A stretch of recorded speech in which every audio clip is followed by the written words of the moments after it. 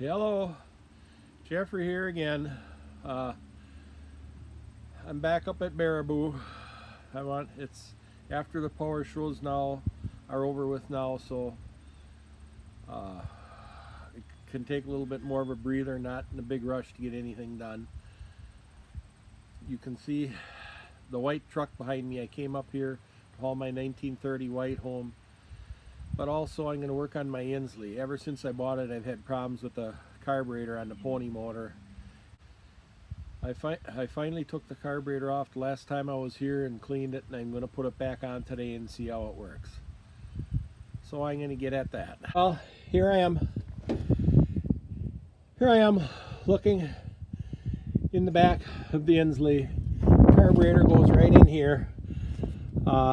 It's not easy to get at anything. I wish Insley would have made the house a little taller on this, but this is the way it is, because it's just hard to get in there and get your head in there and see what you're doing.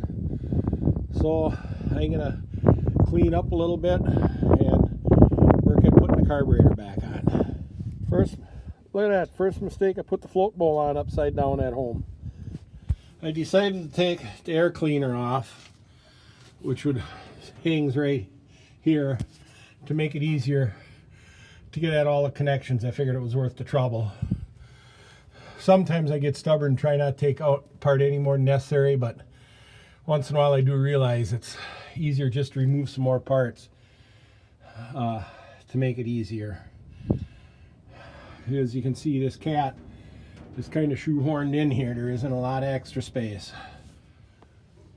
Well, I got the carburetor all back on. You can't see much in here. I got the linkages hooked up. You know how it is. Sometimes thinking about doing some of these jobs is actually worse than doing it. And it was definitely worth taking the air cleaner out of the way. I should have took it off when I took the carburetor off. So now you gotta get the electric starter put back on the starter pony motor and see if she'll start and run. Now we're gonna see if the pony will start and run.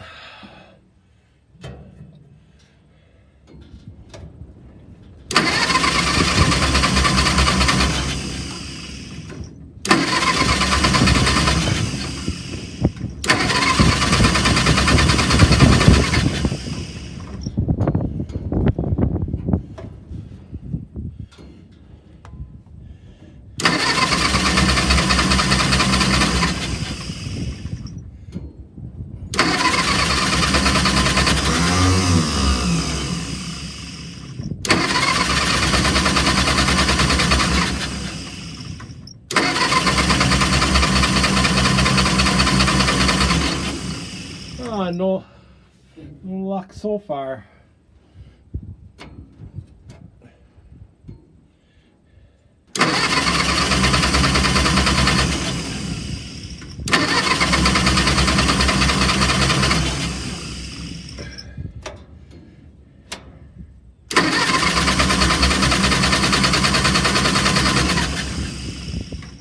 Well, when I tried starting it, you know, it just wouldn't fire, and I was sure I was getting gas. And I had wired a outside coil into this before when I first got it, originally bought it, because mag was dead. And at that time I had wired the coil in wire through where there was a little breather on the cap. When I pulled the cap off, this all fell right apart. So I went looking for a screw to screw this back in place, and I found this screw on the back side of my brake controller. I think that's going to work, so I'm going to try and get that together and see if that'll work. And when I had wired a coil in to make it battery ignition, when I bought it, I had never taken the coil out of the mag or disconnected it. And I thought that might have been hurting my spark, so I took the coil, disconnected the coil, and took it out. And of course, I dropped the screw that holds the wire onto the points. I found one out of a rear view mirror to put in there. You know, when you're out in the field working, and instead of running the town, you try and find whatever you can to make it work instead of all that driving. So now I'm going to try and get that cap fixed, put it back on, and see if it'll go. Also, the carbon buttons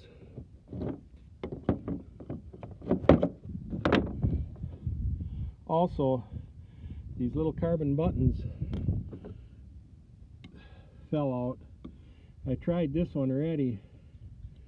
I put just a little bit of this feathering edge disc adhesive that I had in the truck. Remember back when I changed the spare tire, when I brought my 65 white home, it was still in the truck, and I put just a little dab of it on the end of the carbon brush and to stick to that spring. Hopefully hold them in place till I get the cap on. Now you can see how I have the wire screwed on there to the tab that'll sends the spark to the center of the rotor. Hopefully it'll work. Well, I actually had the pony running. I had the timing 180 out, and gas was pouring out the carburetor, but I had forgot to put the drain plug back in it, because you got to take the drain plug out the bottom to get the carburetor base bolt on one side, and I forgot to put the drain plug back in. So I got the timing right and that drain plug in, and then it ran. So let's see how it starts.